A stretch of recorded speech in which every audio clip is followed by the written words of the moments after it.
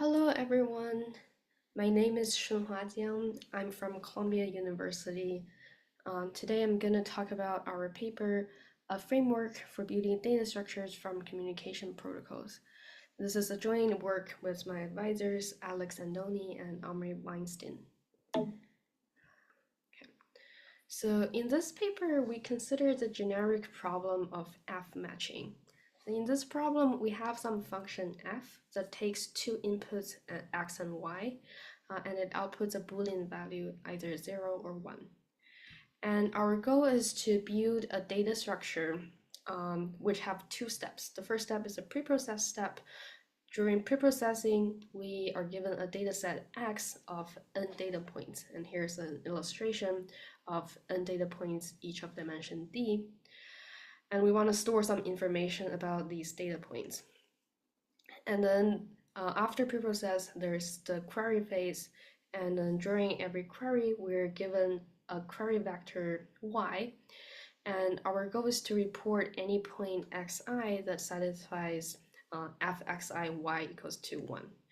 For example, if x3 satisfies this, then we're supposed to output x3. If there are multiple points that all satisfy this condition, then we can output either any one of them.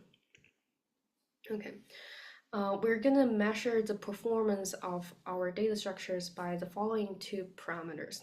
The first one is the space S, which is how much space do we need in order to store the data structure. And the second parameter is the query time, which we'll denote by TQ. And this is the time to support one query operation. And we're going to allow any polynomial preprocessing time, so we're not going to spend too much time to optimize this. Okay. This problem is a very well-studied problem, and it have many instances. So for example, one instance of this F matching problem is the partial match problem, which have many applications in information retrieval, where you wanted to find either an entry in a document or an entry in a database that matches with your query. So in this problem, we can formulate it as follows. Our data points are Boolean strings of dimension d, and our query also have dimension d, and it have 0, 1, and a star entry, where we also call the star entries don't cares. And our function equals to 1, we also say that means x matches y if and only if x and y matches on all coordinates that are non-stars. Here is an illustration of a partial match problem. So we have two data points here and a query y. And all the gray coordinates are the don't care. So we don't really care what are the values of the data points on these star coordinates. And for all the non-star coordinates, we want to make sure y and x have the same value. So in this example, in fact, both x1 and x2 matches with y. Another F matching problem is online orthogonal vectors problem. Orthogonal vectors is a very canonical and important problem in fine-grained complexity, and this problem is the online version of the orthogonal vectors problem. In this problem, both our data points and queries are Boolean strings of dimension d, and we say that they match, or the function outputs 1 if and only if the two strings are orthogonal to each other, which equivalently means their inner product is 0. This problem is in fact equivalent to partial match, and here is it's like very simple to prove, and here's an illustration of the reduction from partial match to OV, where we simply double the dimension, and for every 1 or 0 in the data points, we map it to 1, 0 or 0, 1. And we map it in the reverse order for the query, and for all stars, we match them to 0, 0. So for any star entry, x can be either 1, 0 or 0, 1. Okay. Another example of F matching problem is nearest neighbor search, where our goal is to find a data point x which is close to 1, y, with distance less than some threshold value r. And nearest neighbor search have been studied for many different type of metrics or norms. Okay. Because of like these all sort of different problems of different instances of F matching, these problems have been studied very widely. And the first type of algorithms for these F matching problems are data independent algorithms. One example is locality sensitive hashing. So for locality sensitive hashing algorithms, these algorithms design some randomized hash function h, such that for any x and y, if they match with each other, if fxy equals to 1, then with higher probability, they're going to have the same hashed value. They're going to be hashed into the same bucket. And otherwise, they're going to have a smaller probability to be hashed into the same bucket. There are many other data-independent algorithms, for example, sketching and metric embedding. And these algorithms are called data-independent in the literature because the mapping, the underlying mapping for these algorithms are independent of the dataset. And here is an illustration of such algorithms. So in the beginning, before even seeing what the dataset is, the algorithm is going to choose some sort of mapping that will divide the space of all data points into buckets. And after that, the algorithm sees what the data set is, and it put each data point into different buckets. And then during query, we're given some query vector that's shown here by this blue dot, and it also got mapped into some bucket. And because with higher probability, x and y that matches are going to be mapped into the same bucket, and the algorithm is going to enumerate all the data points that fall into the same bucket as the query, and to find any data point that gives us a 1, give us a matching, like a correct solution. And the more modern version for these F matching problems are data-dependent algorithms. And they are called data dependent because now we allow this mapping to depend on the data set. And let me show this again with the same problem. So now the algorithm first sees the data set and it tries to exploit the structure of the data set. So for example, for this data set, we can see that on the right bottom corner, it looks like the data points are more dense in this area. So now when the algorithm chooses the mapping, it can choose a slightly more fine-grained partition of this area of the data set. And then when the query comes, we again enumerate all the data points that fall into the same bucket as the query. Now because we exploit the structures of the data set, so now we can enumerate fewer number of data points, and this will make the algorithm faster. And all the algorithms above, there exist data-dependent versions of them. And these data-dependent algorithms are usually faster than the data-independent ones. Okay, now given these literature, I can talk about our results. Our main result is a new framework for building the faster data-dependent type of data structures from communication protocols. I would like to note that communication protocols are usually mainly used to prove data structure lower bounds, and our result is one of the very few instances that use these communication protocols to construct data structure upper bounds. And we actually consider a special communication model. And let me define the model first, and then next I will show our main theorem for this framework. So let's first recall what a standard communication model is. So in a communication model, we have two parties, Alice and Bob. Alice have some input X, Bob have some input Y, and their goal is to send, and they only see their own input, and their goal is to communicate between the two of them in order to solve some function f that depends on both x and y. And we're in a special communication model because we make the following assumptions. The first assumption is Alice's input is distributional. So there is some distribution mu x that is public. So both Alice and Bob know the distribution.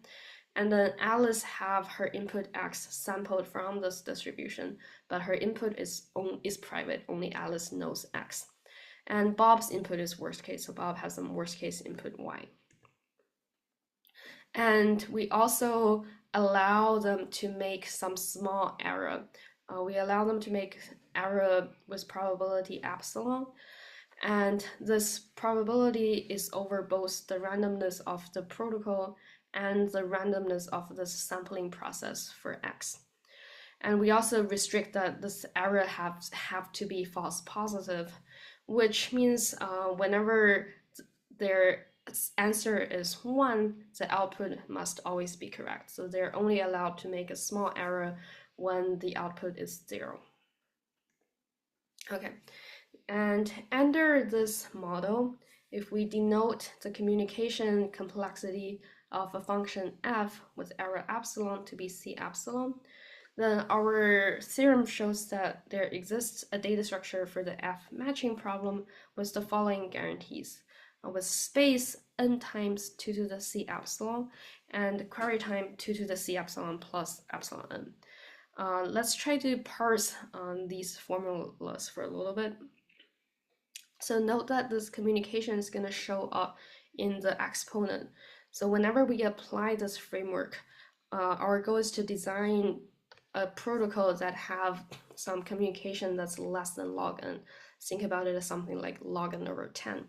So now 2 to the C epsilon is going to be a very small polynomial, and we're going to achieve a polynomial space.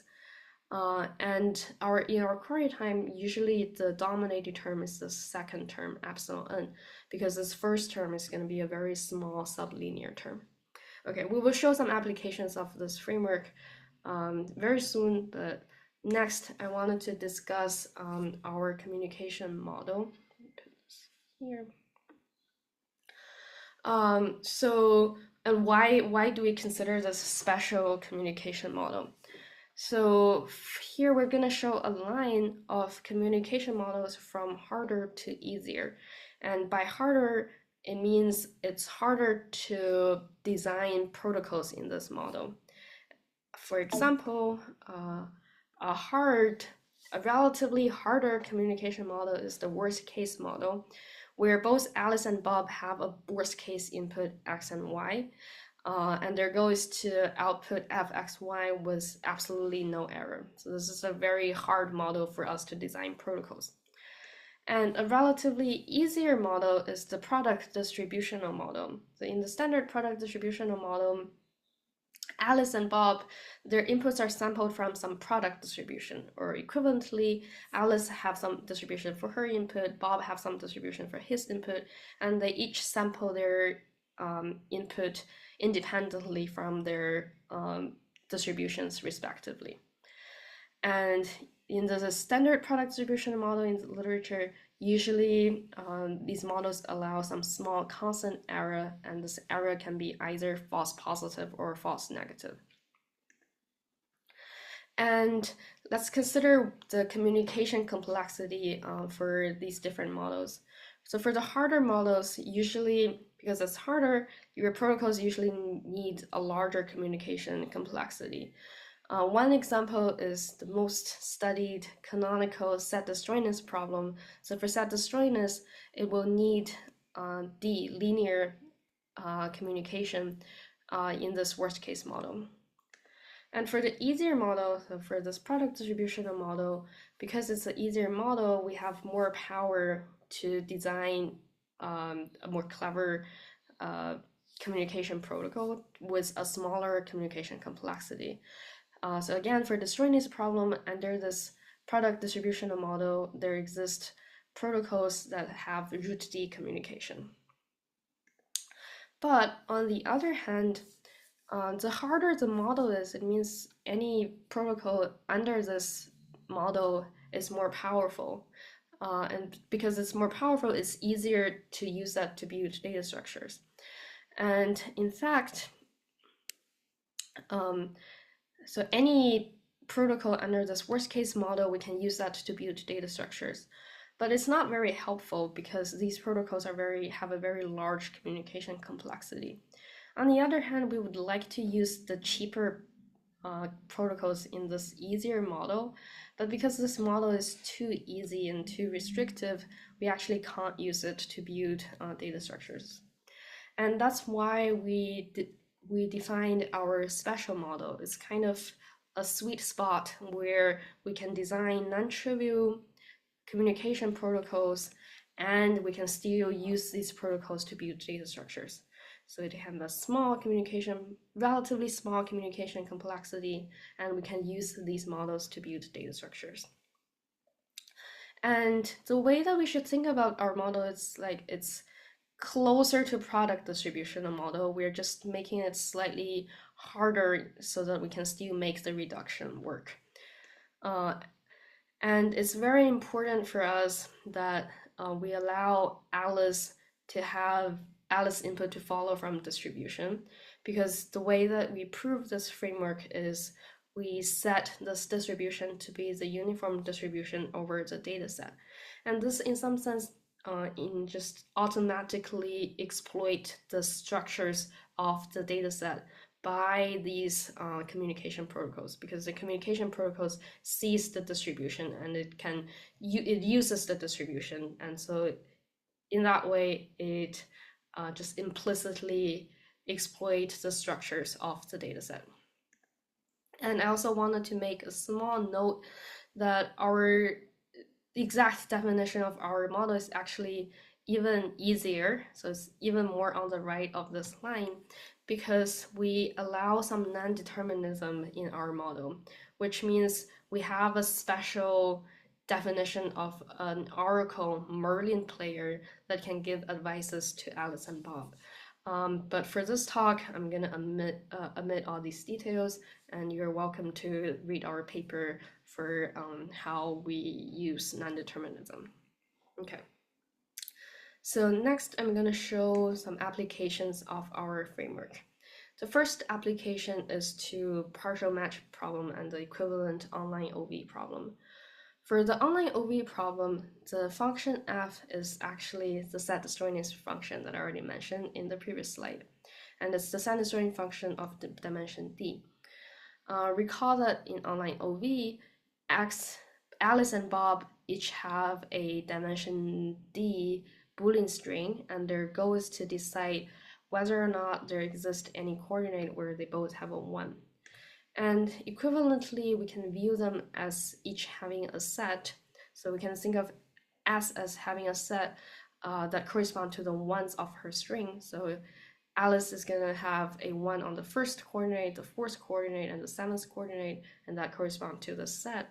And now they just wanted to solve the problem of whether or not their sets are disjoint or not. This is a very well-studied problem, and we know that in the worst case model, Alice and Bob needs to communicate at least d bits in order to solve this problem. But in the weaker model, where their inputs are sampled from some product distributions, then there exists a protocol that have communication complexity root d. And what we show is under our special communication model, whose hardness is between these two models, there is a non-trivial protocol that have communication root d times log 1 over epsilon. And now we can use this protocol, combine this protocol with the framework that we showed on the previous slides to design a faster data structure for this problem. And this, we're going to consider the low dimensional case, where the dimension d is c times log n, where c is at least 2. So it will be helpful to think of c as either a large constant or something like log n. And we're going to set epsilon to be n to the minus 1 over some big constant times c. And now using this epsilon, plugging this into our c epsilon, we're going to see log 1 over epsilon is like log n over c, and times d, the 2c cancels, so we're going to get log n over some constant.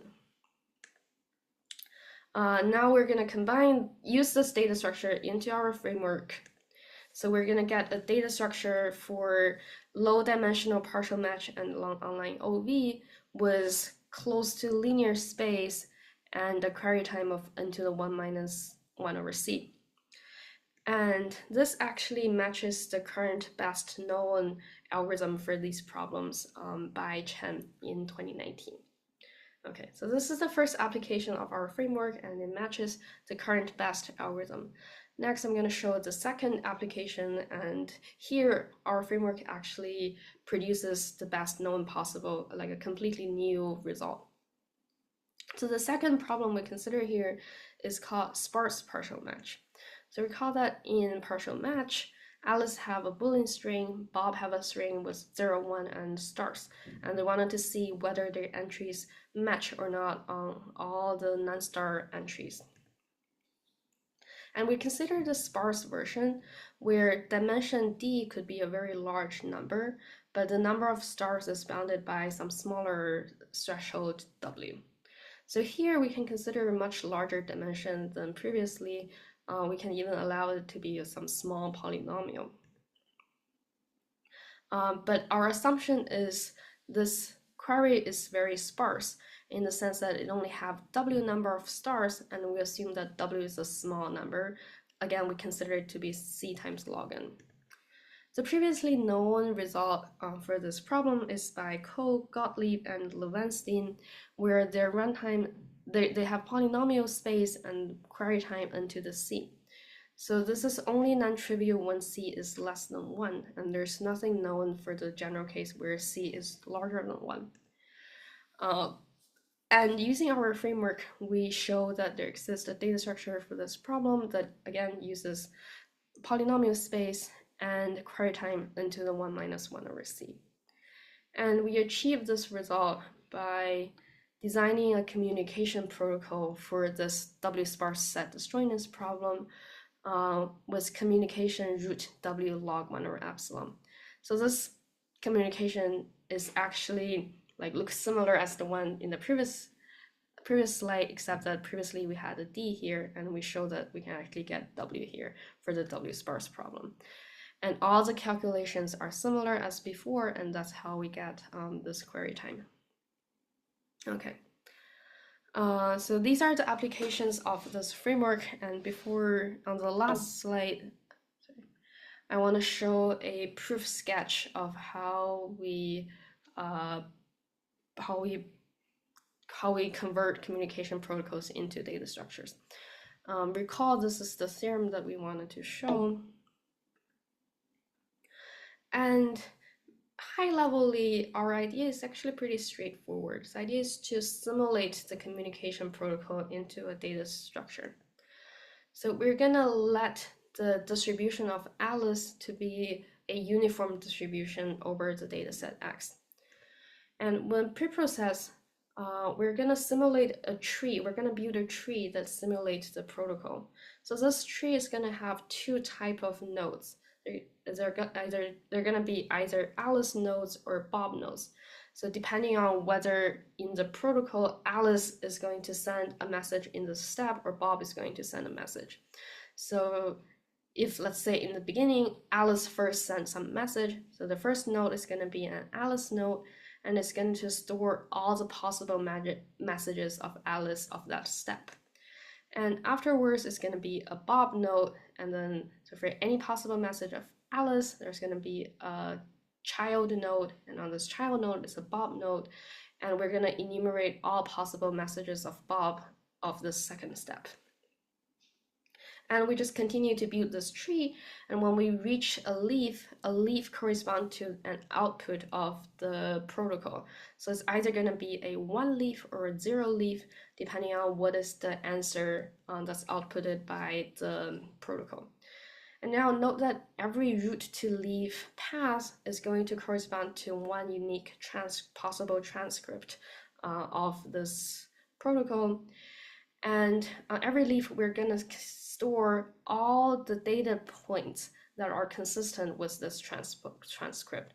So all the data points where if Alice have that data point, and Bob's message is given by whatever leaf whatever child that we go to, if it's consistent, then we're gonna store xi in that leaf. Okay.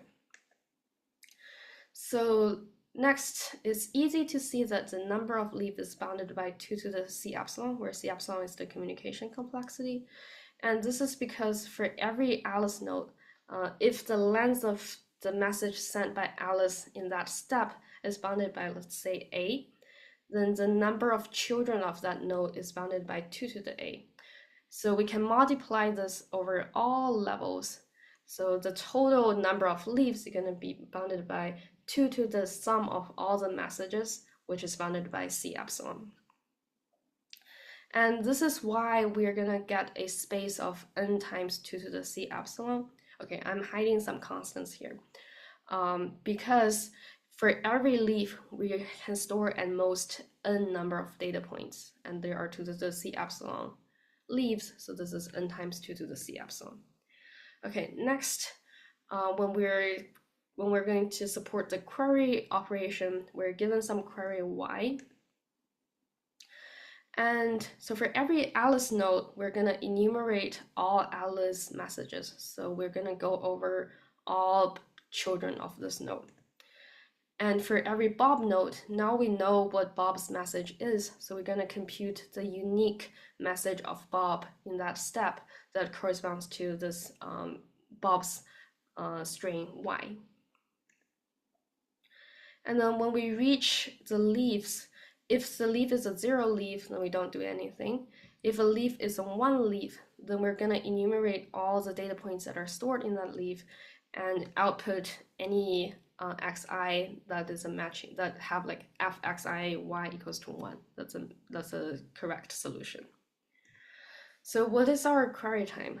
First of all, in the worst case, we're going to enumerate all the leaves. So there is a term of 2 to the C epsilon. And the second term is like we're going to enumerate all the data points that are stored in the 1 leaves. And how many data points are there? So let's think about it. So for every such xi, it means when we run the protocol, they're going to give us a solution 1. So it means either this xi is a true answer or it's an error that's made by the protocol. And how many errors can the protocol make? It have an error probability of epsilon. So in expectation, the total number of xi's that we need to check is epsilon times n. And this gives our claimed query time of 2 to the C epsilon plus epsilon times n. Okay, so that finishes the proof of our main theorem. Okay. Finally, I'm gonna end my talk with some open problems. The first open problem is, can we design an even better, even faster algorithms for a sparse partial match? In particular, our current algorithm only works for the Boolean alphabet with only 0 and 1. So is it possible to extend our algorithm to arbitrary alphabet?